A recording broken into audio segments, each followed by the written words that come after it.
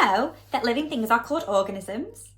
There's a special way that we can remember the characteristics of living things, a special mnemonic called Mrs Nerg. M stands for movement. All living things move. Animals and humans move their bodies to get from place to place, whereas plants grow and move towards the light.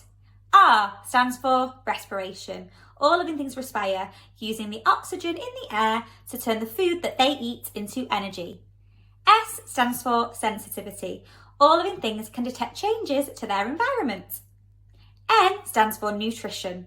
All living things need nutrition. They need to take energy from the food that they eat, and green plants get that energy making food using the sunlight. E stands for excretion.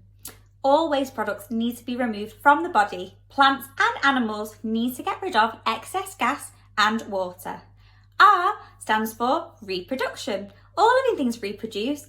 Animals have young and produce their babies, whereas plants produce seeds which in turn make other plants. G finally stands for growth. All living things grow. Animals turn from babies to adults, whereas plants, again, reproduce and grow throughout their life cycle. Now you know the characteristics of living things. See if you can use Mrs Nerg to help you remember them.